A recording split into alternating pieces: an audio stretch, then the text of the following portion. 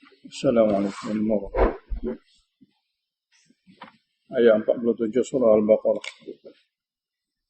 Alhamdulillahi Rabbil Alamin. Allahumma salli wa sallim ala Muhammad wa ala Muhammad. Allahumma faqihna fid din wa 'allimna ta'wila wahdina ila sawa' sabil. Allahumma waffiqna lima tuhibbu wa tarda waj'al akhiratana khayran min al-ula. رضينا بالله ربا وبالإسلام دينا وبمحمد نبيا ورسولا. أعوذ بالله من الشيطان الرجيم.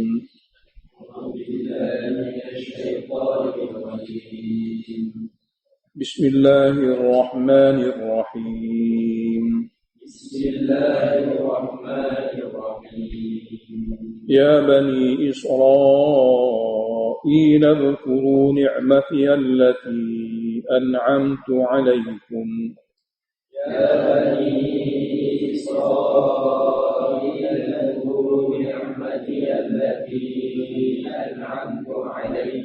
وأني فضلتكم على العالمين.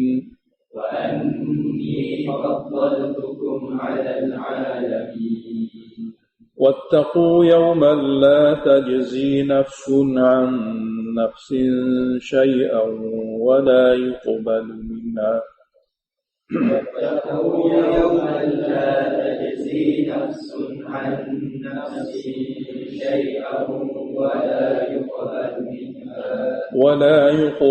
منها شفاعة ولا يؤخذ منها عدل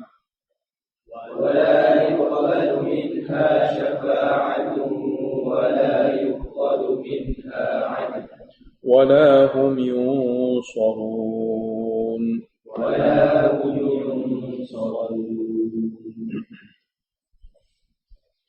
Daripada ayat 40 hingga kepada ayat 123, ayat-ayat ini berkisah mengenai orang Yahudi. Satu demi satu dibongkar oleh Allah Ta'ala mengenai sifat Yahudi sebenar yang ada pada golongan mereka, daripada baik ulama mereka, baik orang dahulu datuk nenek mereka, baik Yahudi zaman Nabi, baik orang awam Yahudi, baik golongan bangsawan Yahudi. Maknanya semua bentuk tajuk Yahudi ini dibongkar oleh Allah Ta'ala daripada ayat 40 hingga kepada ayat 123. Oleh kerana itulah ulama tafsir dengan berbagai-bagai cara mereka menyusun golongan-golongan Yahudi yang diberitahu oleh Allah Ta'ala dalam jumlah ayat ini. Dia susun. Kita dapati susunan dia, di antaranya daripada ayat 40 hingga ayat 62 mengenai ulama Yahudi. Karena Yahudi ini pada pandangan orang Arab Mekah dan Madinah, ulama yang sangat-sangat dihormati. Jika tajuk agama, tanyalah mereka. Sedangkan Yahudi sebenar tidak seperti itu. Mana Yahudi sebenar adalah daripada kalangan keluarga Nabi, anak cucu Nabi Yaqub. Tapi oleh kerana nama adalah daripada golongan Nabi-Nabi, kadang-kadang manusia jahil terpedaya atau keliru dengan sejarah Nabi-Nabi. Walhal Yahudi sudah berubah banyak. Daripada anak Nabi kepada membunuh Nabi. Daripada kitab Tuhan menjadi kitab tulisan mereka. Daripada jadi golongan yang di segi agamanya tempat rujukan, akhirnya Yahudi ulama mereka sebagai golongan yang dijadikan sebagai bahan persendaan. Tidak seperti itu. Manakala orang jahil di kalangan Arab, dia tak tahu perkara tu. Dia diingat oleh kerana Yahudi anak keturunan Nabi-Nabi, dia sentiasa meletakkan taraf Yahudi seperti mana apa yang dia dengar secara mujmal, secara ringkas. Bahayanya ialah apabila ulama Yahudi pada zaman Nabi mengeluarkan sesuatu fatwa atau membuat sesuatu ramalan ataupun mengatakan sesuatu di segi pandangan, maka mereka menganggap ia suatu perkara yang sangat benar, sangat betul, sangat boleh dipercayai. Dikurang kerana nama Yahudi adalah nama golongan ahli ulama dan anak keturunan Nabi-Nabi. Perkara seperti ini sebenarnya dalam islah atau dalam tarbiyah memberi kesan besar. Kalau tak boleh beza Nabi Muhammad SAW dengan Yahudi, ulama Yahudi memang satu perkara yang sangat bahaya.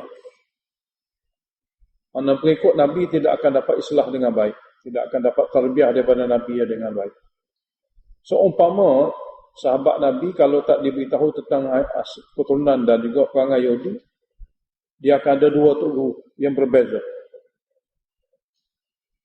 Mana apa yang diberitahu oleh Nabi, dia akan jadikan dia perkara yang tunggu dan lihat. Tak boleh terima lagi. Nanti kita tanya khabar Yahudi pula macam mana. Jadi sentiasa ada bandingan. Kalau begini keadaan seseorang itu, dia tidak akan dapat tarbiyah. Maknanya beriman kepada Nabi Muhammad SAW tidak betul-betul beriman. Masih lagi dia meragui akan Nabi dia. Dan inilah yang terjadi kepada golongan munafik. Yang banyak masa dia duduk bergaul dengan orang Yahudi. Jadi mereka tidak dapat menerima segala sabdaan Nabi dengan hati yang terbuka ataupun menerima dengan mana Nabi, dengan mana sabdaan. Dia hanya menerima dengan beranggapan suatu pandangan. Jadilah orang munafik. Kalaulah perkataan Nabi sebagai pandangan, sebagai satu idea, boleh jadi betul, boleh jadi tidak betul, maka iman mereka tidak sah, tidak betul. Jadi golongan-golongan munafik, pandangan mereka tentang Nabi Muhammad SAW sekadar begitu. Dia ada lagi tempat dia rujuk, iaitu Yahudi. Jadi permulaan dalam pengajian tafsir, kita mengaji surah Baqarah.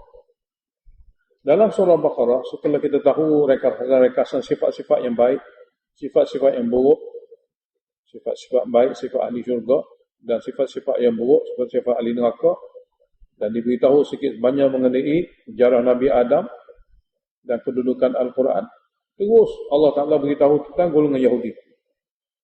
Supaya hati para sahabat yang berguru dengan Nabi boleh beriman atau boleh mempercayai Nabi dengan betul-betul kepercayaan dituntut oleh Allah. Tidak ada suatu perkara yang boleh mengganggu gugat keyakinan mereka. Walaupun ada ulama sekeliling Madinah. Walaupun ulama Yahudi memang ada sekeliling Madinah. Yang sekian lama bertapak di situ. Dan sangat-sangat dihormati oleh Arab-Arab lain kerana kayanya mereka. Kerana ilmuannya mereka di sisi Arab yang jahil. Jadi Allah bongkar daripada ayat 40 kepada ayat 100 lebih. Untuk dijelaskan kepada para sahabat yang berguru dengan Nabi. Yang kamu anggap ulama ini sebenarnya mereka. Dan ini sebenarnya datuk nenek mereka. Ini sebenarnya golongan ulama mereka. Ini sebenarnya golongan orang biasa mereka. Ini golongan orang-orang yang dikira bangsawan ataupun anak-anak ulama mereka. Semua Allah Ta'ala bongkar supaya para sahabat meyakini ajaran yang dibawa oleh Nabi akhir zaman, Nabi Muhammad SAW, satu-satunya yang boleh dipakai, yang boleh diterima, yang boleh diikuti. Lain-lain daripada golongan Yahudi tidak boleh diterima. Kurang daripada itulah hingga hari ini kalau sabit kata riwayat Israiliyat, riwayat Yahudi, kita diarah supaya berjaga-jaga. Kerana dalam tu ada racun. Racun yang sangat bahaya kerana nama Israiliyat adalah nama daripada perkataan yang dibuat oleh Yahudi untuk meracuni ilmu Islam. Dia sudah meracuni kitab dia sendiri. Sehingga kitab dia tidak dipakai lagi yang asal. Yang mereka pakai adalah kitab yang telah diubah sahih. Baik di segi matan atau baik di segi syarah. Jadi sudah berjaya dia untuk memesongkan orang dia sendiri dengan cara itu. Dan mereka cuba dengan tulisan-tulisan mereka dicuba didasis, maknanya dimasukkan ke dalam buku-buku, dalam tulisan-tulisan mereka atas tajuk agama. Dan ramai yang terpengaruh. Oleh kerana itulah ulama yang memiliki kemahiran, yang membuat kajian yang mendalam lagi teliti, dia cuba usaha pastikan supaya setiap riwayat-riwayat yang akan digunakan pakai dalam tafsir mesti daripada Nabi kita Muhammad sallallahu alaihi wasallam yang sahih, ataupun daripada pandangan para sahabat Nabi yang dikira daripada riwayat sahih. Dan itu sudah cukup lagi memadai. Tidak perlu lagi hujah-hujah luar daripada golongan ini. Sebab golongan inilah golongan yang dijamin oleh Allah Ta'ala di segi dapat hidayah. Ya, Allah Ta'ala sendiri berkali-kali menyebut golongan sahabat adalah golongan yang telah dipilih untuk menjadi pengikut yang jujur di kalangan umat akhir zaman. Jadi hingga riwayat Israiliyat juga dikira sangat bahaya. Jangan sekali-kali jadikan dia sebagai tafsiran bagi Al-Quran. Walaupun kita boleh dengar, walaupun kita boleh baca, tapi bukan dia sebagai dalil. Kalaulah bersesuaian dengan dalil kita yang ada daripada sumber yang sahih kita ini, jika sama, maka dia sebagai penyokong. Tapi kalau bertentangan, maka ketepikanlah dia. Ketepikanlah dia. Kita tak boleh menolak semuanya kerana ada yang betul. Kita yang betul kita tak tolak. Tapi dalam banyak yang betul, banyak juga yang mengelirukan, banyak juga yang silap, banyak juga yang dikira tidak sahih lagi, palsu. Jadi di atas perkara itu, Israiliyat sampai hari ini kena berjaga-jaga. Cuma malangnya pengajian kitab wahyu tidak dipelajari dengan disiplin, dengan baik. Sehingga ambil nama saja baca dengan tidak buat kajian, dengan tidak bertalaki dengan betul. Sehingga ramai di antara kita terpengaruh dengan tulisan-tulisan semata-mata. Tak boleh bezakan hadis sahih ataupun Israiliyat yang memberi kesan bahaya kepada umat Islam. Jadi kadang-kadang kalau tidak dijaga dan diawasi dengan baik, walaupun nama kitab tu tafsir, tapi apa yang dia sampaikan Yahudi. Makna nama kitab adalah satu kitab rawatan yang sangat mujarrad. Tapi apabila penyampaian tadi diguna daripada sumber-sumber Israiliyat, maknanya nama saja kitab rawatan yang mujarrad, tapi ubat yang dia bagi itu adalah racun membunuh. Samun qatilun. Itu satu perkara yang bahaya. Jadi oleh kerana itulah pengajian sama ada tafsir, lebih lagi tafsir, kerana dia mesti daripada cara yang betul, daripada maklumat yang sahih daripada baginda Nabi kita Muhammad sallallahu alaihi wasallam atau para sahabat baginda. Dan perkara ini kita telah baca pada mukadimah dulu. Oleh kerana itulah untuk mengetahui Yahudi semua sekali dibahagikan kepada beberapa jenis Yahudi. Maknanya daripada ayat 40 hingga 62 ulama Yahudi dicampur aduk dengan perkara yang bersangkut paut dengan ilmuwan mereka. Daripada ayat 63 hingga 74, datuk nenek Yahudi dahulu. Yahudi dahulu kala. Yahudi zaman Nabi dia. Allah juga ceritakan. Kemudian ayat 83 hingga 86, Yahudi semasa ini. Semasa Nabi SAW telah dipilih menjadi Nabi. Dipanggil Yahudi semasa. Selepas Yahudi dahulu kala, Yahudi semasa pula. Mana supaya sahabat tahu ulamanya begini, orang dahulunya begini, hak sekarang ni pun begini. Maknanya pelakunya kerusakan di segi sifat Yahudi tersebut sudah cukup daripada ayat-ayat tadi menggambarkan kepada sahabat mereka golongan sangat bahaya. Lebih-lebih lagi tajuk ilmu. Lebih-lebih lagi tajuk ini. Dan kita akan baca satu persatu insya-Allah supaya kita dapat boleh bezakan golongan-golongan ini dan apa yang dizahirkan oleh Allah Ta'ala untuk kita semua ahli Al-Quran, pengikut umat akhir zaman, dapat maklumat daripada Allah Subhanahu Wa Ta'ala. Cuma bentuk ayat itu nak memujuk Yahudi pada zaman Nabi beriman. Selama mana kamu tidak mati, kamu ada peluang untuk menjadi orang yang baik. Tapi kalau tidak, inilah perangai kamu. Kamu takkan pergi ke lain kecuali masuk api neraka. Tak perlu dengan dengan modal yang salah daripada kamu itu untuk kamu kelentung ataupun untuk kamu memperdayakan umat akhir zaman. Sekiranya dia masih berpegang teguh dengan wahyu yang jelas ini, dia tetap akan selamat. Kecuali daripada golongan mereka yang jahil, maka mereka yang jahil itu sangat sukar untuk diselamatkan. Sebab tu Allah Ta'ala adakan jumlah ayat berbentuk pujuk rayu. Ya Bani Israel. Jadi ayat ini untuk memujuk Yahudi Bani Israel kepada Islam yang sebenar. Ya Bani Israel, uzkuru ni'mati allati an'amtu alaikum. Wahai Bani Israel, anak cucu Nabi, ingatlah kembali nikmatku yang aku telah bagi pada kamu. Pada kamu sini adalah kamu datuk nenek. Ingatlah kembali nikmatku yang aku telah bagi pada kamu, yakni pada golongan datuk nenek kamu. Wa anni faddaltukum, dan sesungguhnya aku telah lebihkan kamu sebenarnya alal alami, mengatasi penduduk alam semasa itu. Masa itu. Kurang kerana kamu pada masa itu betul-betul mematuhi syariat Allah. Betul-betul mengikuti Nabi Allah. Jadi aku telah bagi nikmat. Seperti mana Allah sebut dalam surah lain, dalam surah An-Nisa, Nabi-Nabi ada begitu ramai. Dan juga orang soleh begitu ramai. Dan juga kamu pernah menjadi pemimpin-pemimpin dunia yang disegani. Jadi supaya orang ni apabila dia sedar datuk nenek dia adalah orang baik-baik, paling kurang dia nak jadi orang seperti itu. Biar ada dalam hati dia nak jadi seperti itu. Jadi sudah ada niat nak berubah, nak jadi orang baik seperti datuk nenek yang baik-baik.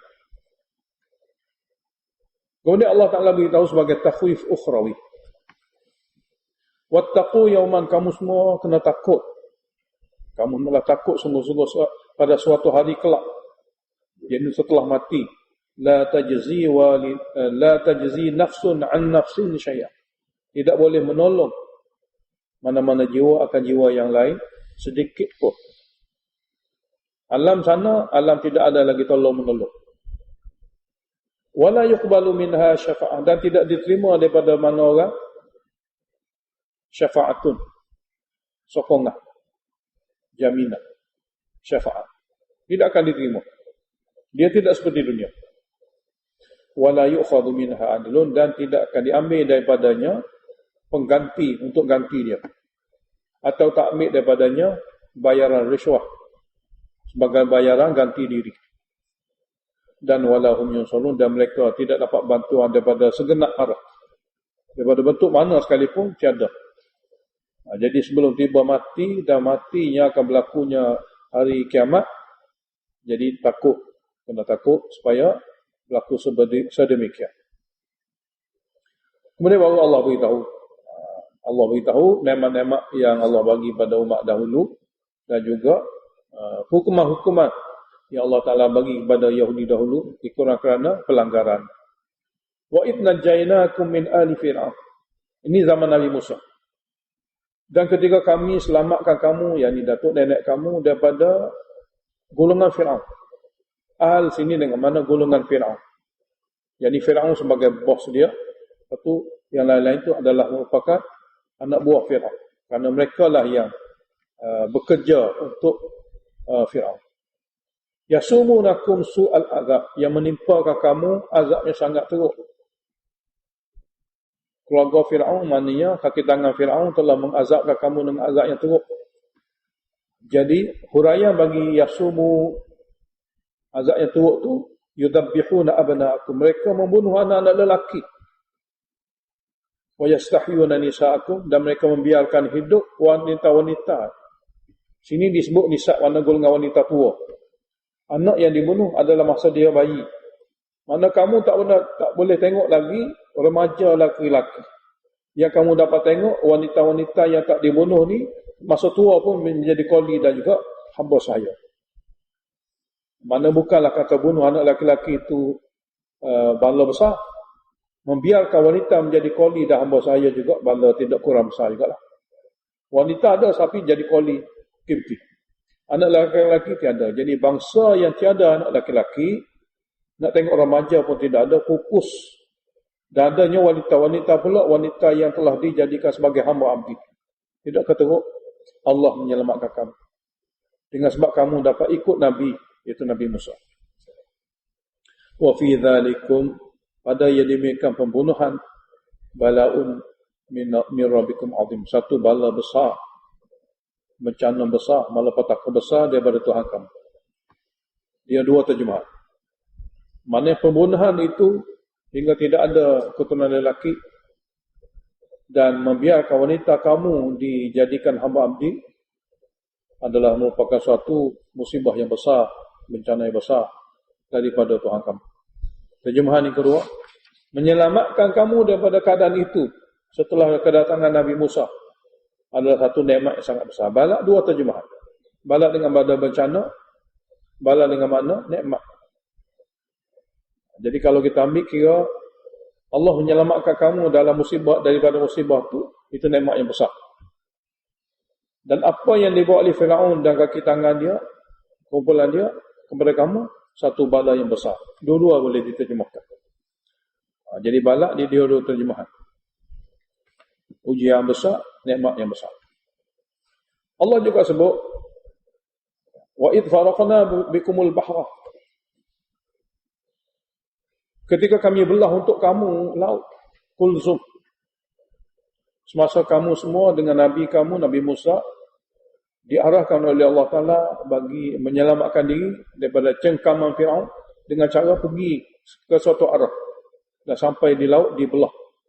Allah Ta'ala adakan suatu bentuk luar biasa. Jadi ketika kami belah untuk kamu laut kulzum. Apabila laut telah terbelah, fa'anjainakum, kami telah selamatkan kamu, menyembaranginya dengan baik dan aman. Lalu Fir'aun masuk juga ke tempat yang sama. Wa aghraqna ala Fir'aun, dan kami telah tenggelamkan kumpulan Fir'aun bersama dengan Fir'aun. Wa antum tanzurun, hal keadaan peristiwa itu kamu semua dapat tengok dengan mata sendiri. Bukan kata pemberitahuan daripada Allah, apa telah terjadi tak tahu, tak tengok. Tidak. Wa antum tanzurun, dan kamu boleh tengok mereka lemas. Yakni ketika mereka menyemberangi laut yang sama, apabila ada di tengah-tengah, Allah Ta'ala cantumkan semula laut itu dan mereka lemas. Kamu tengok dengan mata kamu. Yang ini datuk nenek mereka. Kemudian nikmat lain, apabila sudah menyeberangi laut dan pergi kepada tempat lain, wa idh wa'adna Musa 40 lailah, ketika kami telah berjanji kepada Nabi Musa supaya dia bermunajat selama 40 malam untuk diberi selepas itu kitab, iaitu kitab Taurat. Lalu Musa AS pun pergi bermunajat selama 40 malam. Masa itulah summa takhastumul ijla ilahan muqaddam. Kemudian kamu yang duduk di sini bersama dengan Nabi Harun telah menjadikan anak lembu sebagai ilah. Min ba'di dhihabihi. Selepas pada pemerigian Nabi Musa untuk 40 malam, kamu di sini dalam jagaan Nabi Harun telah menjadikan anak lembu sebagai ilah. Wa antum zalimun, hal keadaan ketika itu kamu zalim. Jadi kamu zalim ada segelintir, bukan semua orang. Sebahagian daripada kamu telah menjadikan anak lembu sebagai ilah daripada bisikan-bisikan yang syaitan buat melalui Samiri. Yang kita akan baca dengan cara detail pada surah lain. Di sini Nabi Musa telah dijanjikan untuk bagi kitab.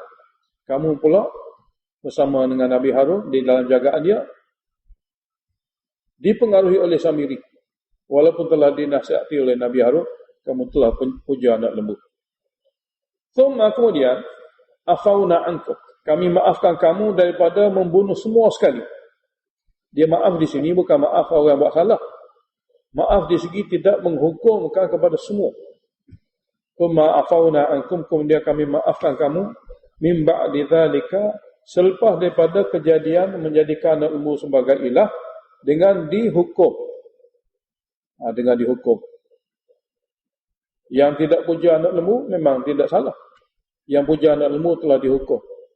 Tapi tidak dihancurkan sekaligus sebagaimana kaum Ad dan Samud. Itu makna maaf. La'allakum tashkurun, mudah-mudahan kamu dengan kemaafan seperti tadi, kamu boleh bersyukur dengan melakukan taat, kamu boleh bersyukur dengan melakukan ibadat kepada Allah Ta'ala. Nikmat seterusnya Allah kata, wa idh atayna Musal kitaba, dan ketika kami bagi kepada Nabi Musa, Nabi kamu dahulu, kitab Taurat. Wal Furqan, yakni kitab yang boleh membezakan di antara hak dan batil. Terjemah kedua, dan kami telah bagi kepada Nabi Musa kitab Taurat yang merupakan sumber ilmu. Wal Furqan, dan mu'jizat, dan bukti dia sebagai tawaran Nabi.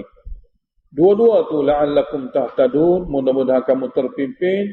Dengan cara ada kitab, kamu boleh ikut syariat yang betul. Dengan mukjizat, kamu boleh mempercayai Nabi Musa adalah Nabi yang sebenar. Nikmat yang seterusnya, ketika Nabi Musa tahu kamu telah menyembah anak lembu, Nabi Musa balik daripada munajat. Wa idh qala Musa liqaumihi, dan ketika itulah Nabi Musa kata kepada kaumnya yang menyembah anak lembu, ya qaumi, wahai kaumku, innakum zalamtum anfusakum, bahwa kamu sebenarnya telah menzalimi diri kamu sendiri. Diri kamu itu dizalimi oleh kamu kerana akidah kamu itu telah menjadi rusak. Yakni bittikhadikumul ijla ilahan. Sebab ittikhad berhajat pada dua maf'ul. Dengan sebab kamu telah mengambil anak lembu sebagai ilah. Itu sebab kamu telah menzalimi diri kamu. Sebab syirik adalah zalim yang sangat besar, seperti mana Allah jelaskan dalam surah Luqman. Oleh kerana kamu telah membuat kezaliman yang besar, kamu semua hendaklah bertaubat kepada Tuhan kamu. Kamu semua hendaklah bertaubat sungguh-sungguh dan bertaubat cepat-cepat kepada Tuhan kamu. Walaupun perbuatan syirik itu adalah perbuatan satu sangat-sangat besar, tapi dia boleh ditaubatkan. Dia boleh dibersihkan dengan cara bertaubat. Cuma penjelasan taubat untuk umat itu adalah bunuh, hukum bunuh. Faqtulu anfusakum. Dalam tafsir banyak disebut dalam perkara ni, faqtulu anfusakum, kamu hendaklah bunuh yang bersalah. Mana kamu yang tak bersalah hendaklah pancung yang bersalah. Itulah makna yang mudah difahami. Sebab dua golongan, satunya terjumus dalam kancah syirik daripada bisikan Musa Samiri, lalu mereka puja anak lembu. Yang lain-lain tetap teguh duduk bersama Nabi Harun. Jadi diarahkan kepada yang teguh dalam akidah tauhid daripada kalangan pengikut tegar supaya bunuh mereka yang syirik. Itu faqtulu anfusakum. Dan ini adalah syariat Taurat. Syariat ketika Nabi Musa AS dengan kaum dia. Tidak seperti mana syariat kita akhir zaman. Nak bertaubat daripada syirik, bertaubat daripada syirik. Tidak ada hukuman bunuh. Tidak ada hukuman bunuh. Tapi dulu ada. Ini salah satu tafsiran. Salah satu tafsiran. Jadi faqtulu anfusakum dalam ayat ini maknanya takmilah. Penyempurnaan bagi taubat. Penyempurnaan bagi taubat. Penyempurnaan bagi taubat syirik. Untuk umat dia. Untuk umat Nabi Musa. Manakala untuk umat akhir zaman, penyempurnaan taubat daripada syirik ialah menerima tauhid dan menyebarkan tauhid. Tidak ada hukum bunuh. Hukum bunuh adalah untuk benda lain. Dzalikum khairul lakum 'inda bari'ikum. Bertaubat dan bersedia di hukum bunuh itu adalah yang lebih baik untuk kamu di sisi Tuhan kamu. Dan fataba 'alaikum, lalu Allah menerima taubat kamu. Lalu Allah menerima taubat kamu. Maknanya sembah anak lembu akhirnya Allah Taala terima taubat mereka. Innahu huwat tawwabur rahim. Sesungguhnya Allah Ta'ala Maha menerima taubat lagi Maha mengasihani. Ayat seterusnya di antara nikmat Allah ialah apabila Nabi Musa bawa balik Taurat setelah bermunajat 40 hari, Nabi Musa bawa balik Taurat. Apabila dia bawa balik Taurat, ramai yang tidak boleh menerima atau hampir seluruh tak boleh menerima. Ia daripada Allah dengan berbagai-bagai tuduhan kepada Nabi Musa. Lalu Nabi Musa kata, untuk meyakinkan bahawasanya ia daripada Allah, pilihlah 70 orang daripada kamu. Dalam riwayat kata mereka tu 70,000, daripada 1,000 satu orang wakil. Jadi daripada 70,000 pilih 70 orang yang dikira sangat waras, yang dikira sangat jujur. Lalu 70 orang ni dibawa oleh Nabi Musa ke tempat munajat. Lalu diperdengarkan Taurat itu oleh Allah Ta'ala melalui Nabi Musa. Macam mana berlakunya penurunan wahyu. Apabila 70 orang ni dengar, mereka berkata, kami tidak boleh beriman lagi kalau sekadar ini, sehingga kami dapat tengok sendiri Allah. Daripada golongan 70 orang ni kata, kami tidak boleh beriman lagi dengan kadar ni, sehingga kami dapat tengok Allah sendiri. Lalu Allah Ta'ala matikan mereka dengan satu tempikan, disambar oleh petai yang kuat. Jadi Allah kata, wa idh qultum, ketika kamu berkata kepada Nabi Musa, dan kamu ketika itu dalam riwayat mengatakan 70 orang dipilih. Kata mereka, la nu'mina laka, kami sekali-kali tidak akan beriman kepada kamu wahai Musa, hatta narallaha jahratan, sehingga kami dapat tengok Allah terang-terangan. Tengok, sehingga kami dapat tengok Allah terang-terangan. Siapa kata ni? Wakil daripada Bani Israel yang ramai itu. Lalu kerana kurang ajarnya mereka, fa'akhadatkumus sa'iqatu, lalu kamu telah disambar oleh petir dan mati. Wa antum tanzurun, dan kamu saling melihat satu sama lain berubah mati. Thumma ba'athnakum, setelah satu hari satu malam Nabi Musa berdoa kepada Allah. Dalam ayat yang kita akan baca pada surah lain, thumma ba'athnakum, kemudian kami hidupkan kamu semula selepas satu hari satu malam, min ba'di mautikum, selepas pada kematian kamu, la'allakum tashkurun, mudah-mudahan hidup semula ini menyebabkan kamu boleh bersyukur. Menyebabkan boleh bersyukur. Dan 70 orang ini pun kembali memberitahu kepada yang menunggu sana, maksudnya benar adalah Taurat itu daripada Allah Subhanahu Wa Taala, dan kisah yang berlaku pada mereka sekian. Kemudian nikmat lain Allah Taala ceritakan juga, wa dhallalna 'alaikumul ghamam, kami teduhkan kamu dengan awan semasa kamu sesat di padang tih. Tih ini makna sesat, di padang sesat. Ketika kami teduhi kamu dengan awan, ketika kamu sesat di padang tih selama 40 tahun.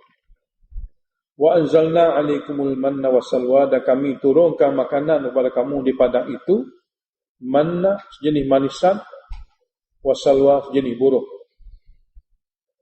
untuk makanan kamu daripada kudrat Allah selama 40 tahun.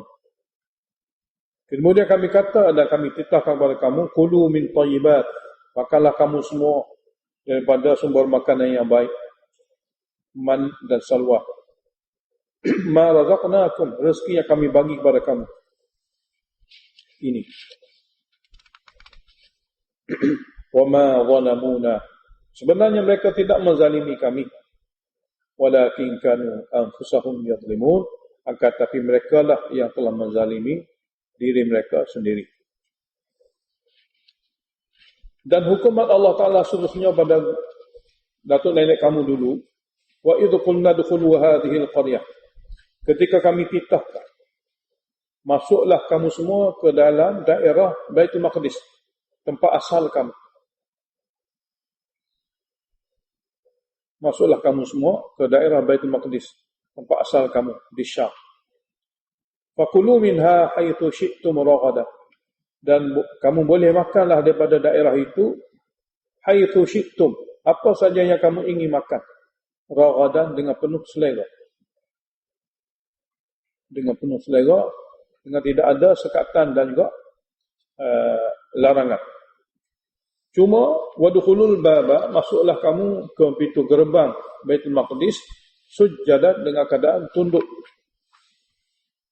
Sujjadan dua terjemahan, satu dengan keadaan sujud, mana masuk Masjid Baitul Maqdis sembahyang, satu terjemahan. Umumnya diterjemah masuk gerbang dan dengan keadaan tunduk. Itu arahan Allah.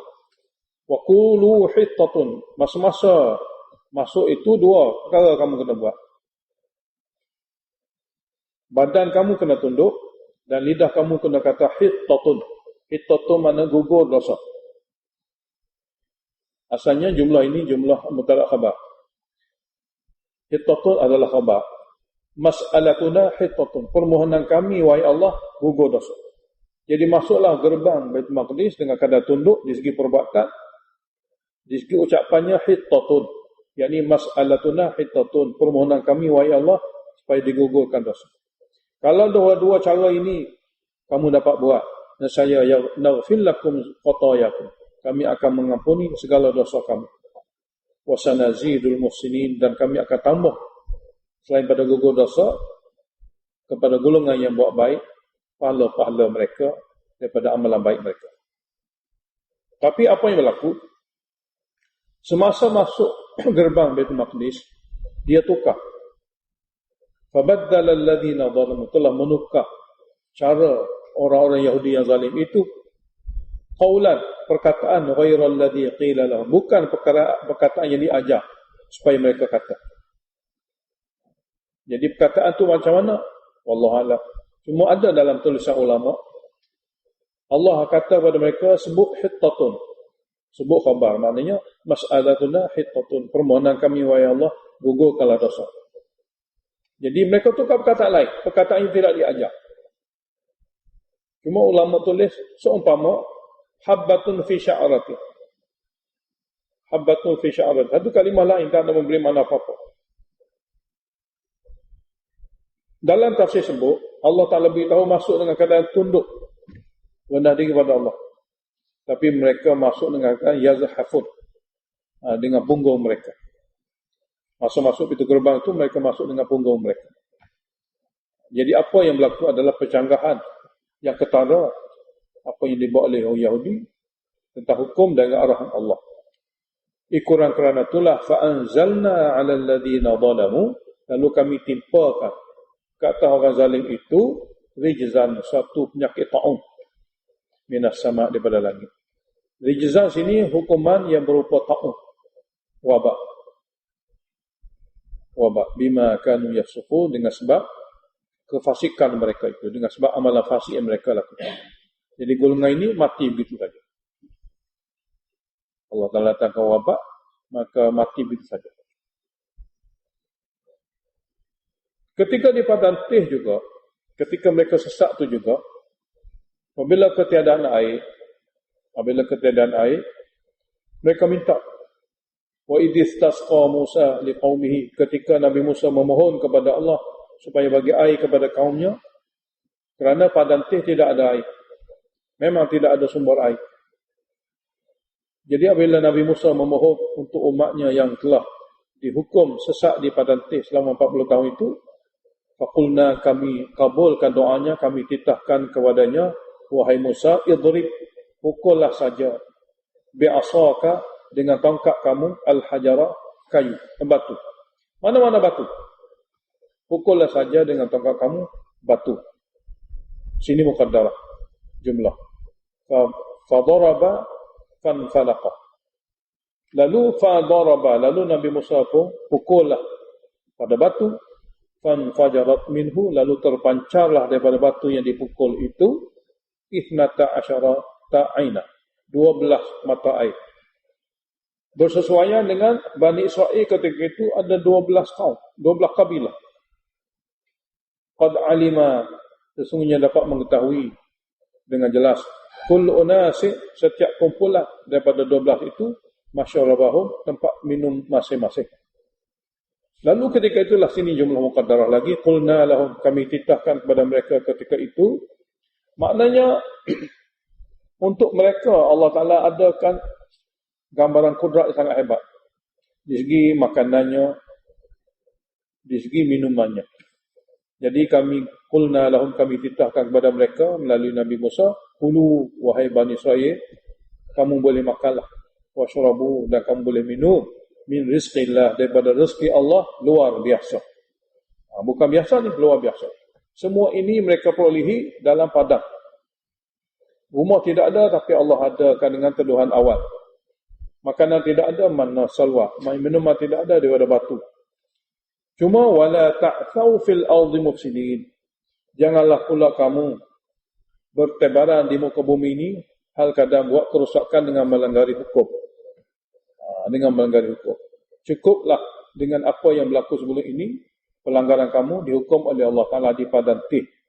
Jadi janganlah lagi tak tahu kamu bertebaran fil ardi di muka bumi ini hal keadaan mufsidin, membuat kerosakan di muka bumi dengan melanggari hukum Allah. Kita akan sambung. Alhamdulillahirabbil alamin. Allahumma salli wa sallim ala Muhammad wa ala Muhammad.